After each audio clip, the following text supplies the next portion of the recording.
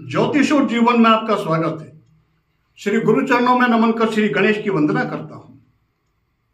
समृद्धि, यश, कीर्ति, सफलता, किसी भी क्षेत्र में शिखर पर पहुंचना, ऐसा कहते हैं ये आसान है, लेकिन समृद्धि के स्तर को बनाए रखना, शिखर पर बने रहना, यश कीर्ति को बनाए रखना, ये बड़ा मुश्किल है। ये उतना आसान नहीं। हम जीवन में देखते हैं कई व्यक्ति खुद अपने श्रम परिश्रम से आर्थिक शिखर पर पहुंचते हैं। कई व्यक्ति अपने किसी भी ज्ञान विज्ञान के क्षेत्र में शिखर पर पहुंचते हैं, यश कीर्ति प्राप्त करते हैं, लेकिन वो उस स्तर को बनाए नहीं रख पाते। जिस स्तर से उन्होंने उन्नति की, उसी गति से उनका पराभव भी होता देखते हैं। क्या कारण है, क्यों होता है ऐसा? क्या कोई ऐसा सूत्र है जिससे इससे बचा जा सके? अपयश का ताज कोई नहीं पहनना चाहता, तो उसके लिए कुछ सावधानियां बरतना वो भी आवश्यक है। हम सारे सूत्र सभी कोणों से विचार करके देखें, और जितने मनीषी हैं, जितने विद्वज्जन हैं, जितने संत हैं, किसी का भी जो सार स्वरूप समझें तो एक ही बात पाएंगे, और वो ये कि अहंकार से बचना बहुत आवश्यक है। किसी भी क्षेत्र में पराभव का कारण के मूल में सबसे बड़ा कारण होता है अहंकार। वो जो पिछले वीडियो में हमने चर्चा की और एक शेर की चर्चा की थी, खानदानी रईस हैं जो रखते हैं मिजाज नर्म अपना। खानदानी रईस का अर्थ क्या है? पीढ़ियों से जिसके संपन्नता चली आ रही हो वो खानदानी रईस।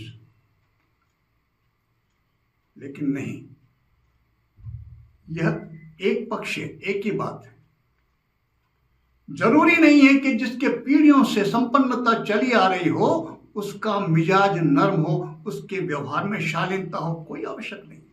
हम जीवन में देखते हैं कई बार पिताजी, दादाजी बहुत समृद्ध, लेकिन वो इतने व्यवहार में शालीन थे, वो शालीनता तीसरी पीढ़ी, चौथी पीढ़ी में देखने में नहीं आती। उनके व्यवहार में अहंकार छलक जाता है।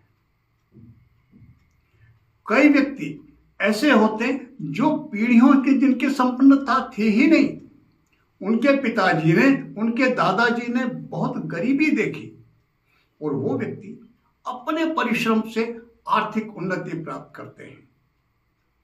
लेकिन इसके उपरांत भी उनके व्यवहार में बहुत शालीनता होती है। एक तरफ जहां पीढ़ियों से संपन्नता है तीसरी चौथी पीढ़ी में, और उनके व्यवहार में वो शालीनता नहीं होती, ये अलग बात है।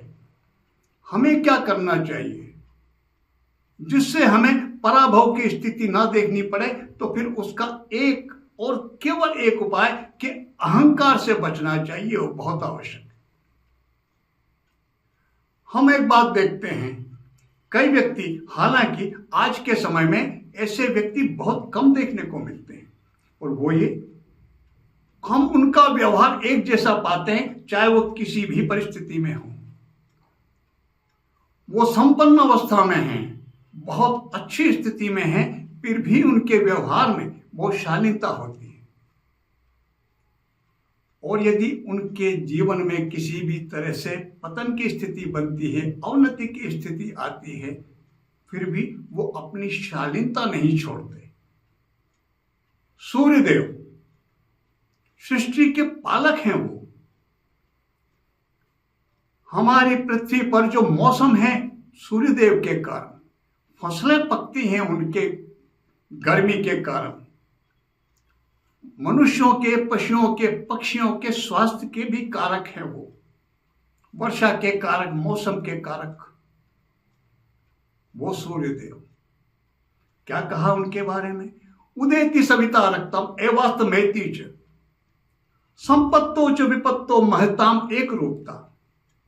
सूर्य जब उदित होता है, उदय के समय भी सूर्य लाल वर्ण के, और जब अस्त होते हैं, जब डूबते हैं वो सायंकाल, तब भी लाल वर्ण के। जो महान पुरुष होते हैं वो संपत्ति में और विपत्ति में, चाहे अच्छी स्थिति में हो चाहे कष्ट में हो, उनका स्वरूप, उनका व्यवहार एक जैसा होता, उनका रंग एक जैसा होता है। सूर्यदेव के समान व्यक्ति का आचरण होना चाहिए। हम किसी भी अवस्था में हो, हमें हमारी शालीनता, व्यवहारिक शालीनता वो नहीं छोड़नी चाहिए। यदि कोई भी व्यक्ति इस सूत्र का पालन कर लेता है तो फिर वो किसी भी परिस्थिति में किसी भी लक्ष्य को प्राप्त कर ले, वो आर्थिक उन्नति हो, किसी भी क्षेत्र विशेष में यश कीर्ति हो, कभी उसको अवनति का मुंह नहीं देखना पड़ेगा। उसकी समय है, जीवन है, उतार चढ़ाव आता है, लेकिन हमारा व्यवहार यदि एक जैसा बना रहता है तो फिर वह उतार, फिर हम पुनः उस स्थिति को प्राप्त करने में कोई दिक्कत नहीं आएगी। यह हमें ध्यान रखना चाहिए।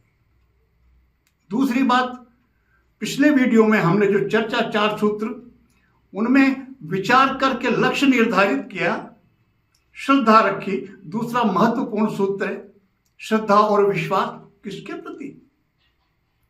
जिसमें हमारी आस्था हो। भगवान राम में हो सकती है, भगवान कृष्ण में हो सकती है, किसी की शिव में हो सकती है, किसी की शक्ति में हो सकती है।